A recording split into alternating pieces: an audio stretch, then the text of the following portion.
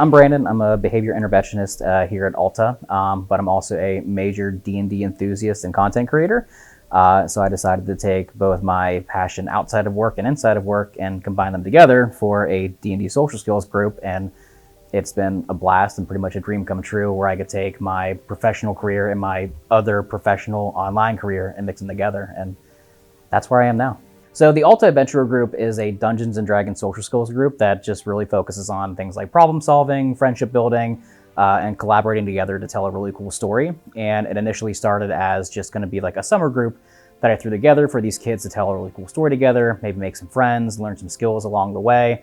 But it became so popular that now I'm probably going to be running it even during the school year, because a lot of the kids want to keep playing it. So there's a good handful of benefits to doing things such as like social skills D&D groups or just RPG groups in general. The biggest one, definitely the social skills. You're meeting new people for the first time that you probably never met before. And you have to learn to not only play with these people to solve problems, but you have to learn to trust them. So you're learning trust. You're also learning problem solving, because as the dungeon master or game master, I present the kids with problems they need to solve. And if they don't work together to solve these problems, then they could fail at the task. So a lot of it is team building, social skills, communication. Usually when people make characters for games in like D&D, part of them they implement into their character. So they really kind of like match with their character as a person. And what I like to do with a social skills group is, when the kids make their characters, is I ask them to take like one aspect of them, at least, to put into their character they would like to work on in the game. So for example, somebody might have anxiety or a certain phobia or fear of something that they want to work through. So they give that to their character, so I can help them work through that in the game to hopefully help them also use the same skills they learned in the game to cope with it in person. Some of the biggest things I've seen is these kids are interacting and bonding with each other now outside of the group, making friends and whatnot. And I know that was very important for some of the clients that I have in this group, was to make friends and learn how to socialize.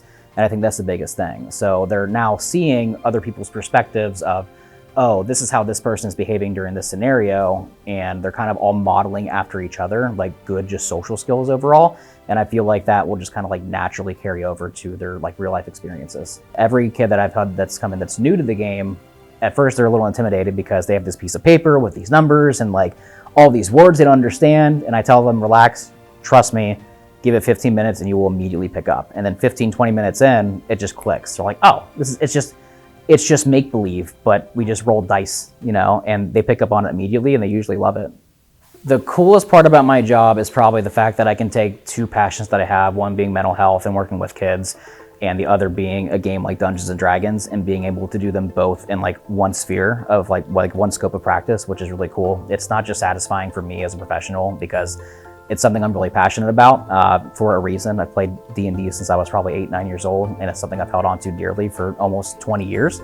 But being able to expose that to other kids and teach them like the fun in role-playing games, you know, to get kids away from a screen and video games always, to sit down with other peers and socialize, is really satisfying and just fulfilling on all sorts of ends of things, and I love it.